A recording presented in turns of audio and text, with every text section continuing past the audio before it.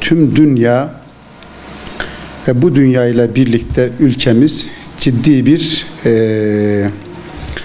salgınla karşı karşıya. Bu çerçevede tabii ki bütün ülkelerde olduğu gibi bizim ülkemizde elhamdülillah üzerine düşen görevi en güzel bir şekilde yerine getirmenin gayreti ve çabası içerisindeler. Bunun için de bütün yetkililere buradan teşekkürlerimizi arz ediyoruz. Tabii burada en önemli olan husus bir kere tedbirlere uymaktır. Çünkü Allah da öyle buyuruyor. Estağfirullah. Hudu haydrakum. Tedbirlerinizi alınız buyuruyor Cenab-ı Hak. Önce tedbir, ondan sonra tevekkül.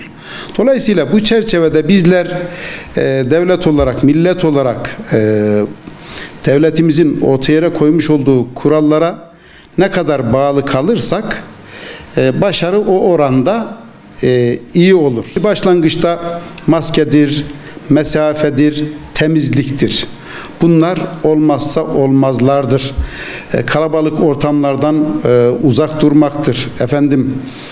Düğünler, dernekler buna benzer insanların toplu halde yapabilecekleri etkinlikleri çok üst düzey önlemleri alarak ya da tümden iptal edilmesi mümkünse iptal edilmesi.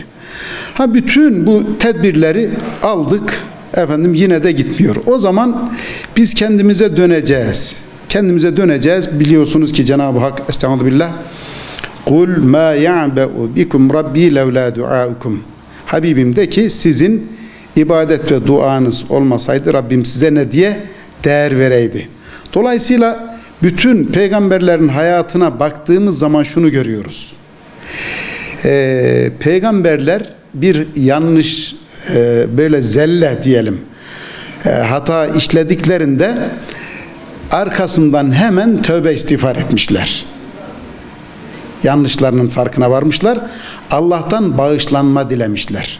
Dolayısıyla bizler de ümmeti Muhammed olarak, Müslümanlar olarak bütün tedbirleri aldık ama hala vakalar artıyor. O zaman şöyle de bir ayeti kerime var. Ma esabe min musibetin illa bi iznillah. Yani Allah'ın izni olmadan hiçbir bela ve musibet gelmez. Her şey Allah'ın iznine bağlıdır. Daldan düşen yaprak bile Allah'ın iznine bağlıdır. O zaman her bir fert, her bir Müslüman kendisini çek etmeli. İbadetlerimize dikkat etmeliyiz. Tövbe istiğfarı elden bırakmamalıyız. Duayı elden bırakmamalıyız.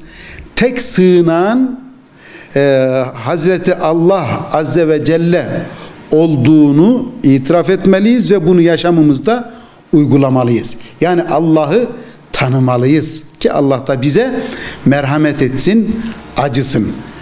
Umulur ki Cenab-ı Hak da bütün tedbirlerle birlikte dua destekli, ibadet destekli, kulluk destekli inşallah bu dualarımızı, bu tedbirlerimizi Cenab-ı Hak kabul edecektir ve dünyanın da bizim de karşı karşıya kalmış olduğumuz bu bela ve musibetten tezelden kurtulacağız.